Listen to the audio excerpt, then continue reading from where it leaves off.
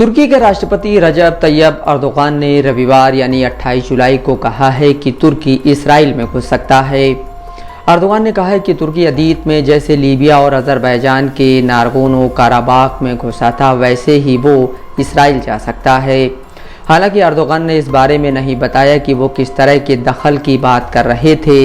Israel के Gaza पर किए हमलों में आम लोगों के मारे जाने की अर्दोगान आलोचना करते रहे हैं। अर्दोगान ने ताज़ा बयान तब दिया जब वो एक कार्यक्रम में देश की डिफेंस इंडस्ट्री की तारीफ कर रहे थे।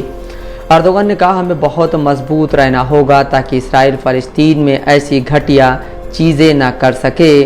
जिस तरह हम काराबाख में घुसे, जिस तरह हम लीबिया में घुसे, हम इसराइल के मामले में भी ऐसा कर सकते हैं। अर्दोगान ने कहा, ऐसा कोई कारण नहीं है कि हम ऐसा क्यों नहीं कर सकते। हमें मजबूत रहना होगा ताकि हम ये कदम उठा सकें। अर्दोगान के इस बयान पर इजरायली विदेश मंत्री इसराइल कोट्स ने सद्दाम और अर्दोगान की तस्वीरों को शेयर करते हुए सोशल मीडिया पर लिखा, अर्दोगान सद्दाम हुसैन के कदमों पर चल रहे हैं। अर्दोगान को याद दिलाएं कि वहाँ क्या हुआ था और कैसे अंत हुआ। समाचार एजेंसी रॉयटर्स ने जब अर्दोगान की पार्टी के प्रतिनिधियों से इस बारे में ज़्यादा जानकारी मांगी तो कोई जवाब नहीं मिला। अर्दोगान के इस बयान के बाद इसराइल के मीडिया में एक और बयान की चर्चा है।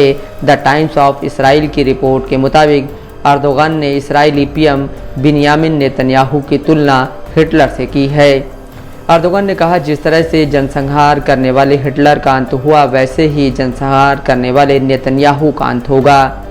द टाइम्स ऑफ इसराइल के मुताबिक अर्दोगान ने कहा, जिन लोगों ने फिलिस्तीनियों को मारने की कोशिश की, उनको वैसे ही जिम्मेदार ठहराया जाएगा जैसे नाजियों को ठहराया गया था। मानवता फिलिस्तीन के साथ खड़ी रहेगी, आप फिलिस्तीनियों को मार नहीं सकेंगे।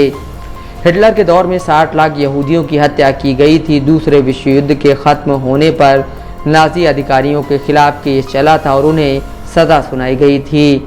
इसराइल के पूर्व प्रधानमंत्री यार लैपिड ने अर्दोगान के इस बयान पर प्रतिक्रिया दी है। लैपिड ने कहा, राष्ट्रपति अर्दोगान अनाप शनाप बोल रहे हैं, वो मध्य पूर्व के लिए ख़तरा हैं। दुनिया और ख़ासकर नेटो सदस्यों को इस धमकी की निंदा करनी चाहिए और हमास से समर्थन वापस लेने पर जोर देना चाहिए।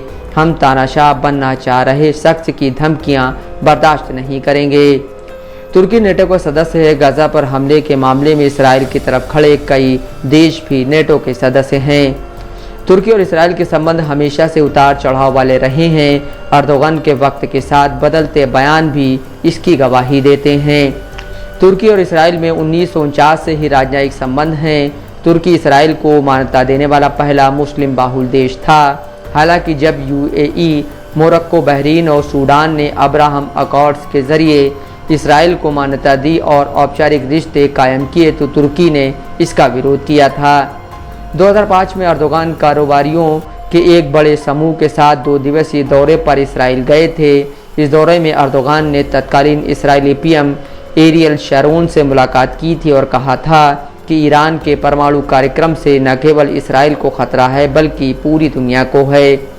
2010 में इसराइली कमांडो ने तुर्की के पोत में घुसकर 10 लोगों को मार दिया था। इसके बाद दोनों देशों में कड़वाहट देखने को मिली थी। 2014 में गाजा संघर्ष के दौरान अर्दोगान ने मध्य पूर्व में शांति स्थापित करने के प्रयासों के लिए अमरीकी यहूदी कांग्रेस नाम की संस्था से अतीत में दिए गए पुरस्कार को लौटा दिया था। 2018 में दोनों देशों के रिश्तों में तब खटास आई थी जब अर्दोगान ने अमेरिका के अपने दूतावास को यरूशलेम ले जाने और इसराइल के हमले में दर्जनों फिलिस्तीनियों की मौत को लेकर टिप्पणी की थी। तुर्की ने अपने राजदूत को भी तेल अवीव से वापस बुला लिया था। साल 2020 के बाद से तुर्की ने इस पूरे क्षेत्र के कई देशों से संबंध बेहतर किए। इन देशों में इसराइल भी शामिल रहा। तुर्की और इसराइल के बीच संबंध भले ही उतार चढ़ाव वाले रहे हों, मगर कारोबार दोनों देशों के बीच लगातार जारी रहा। तुर्की इसराइल का 5वां बड़ा व्यापारिक सहयोगी देश है। हालांकि गाज़ा इसराइल संघर्ष के बाद दोनों देशों के कारोबार में कमी देखने को मिली है। रॉयटर्स के मुताबिक साल 2023 में दोनों देशों के बीच $6.2 बिलियन का कारोबार हुआ। यह कारोबार 2022 की तुलना में 23% कम है। Bureau report, Dastak live news.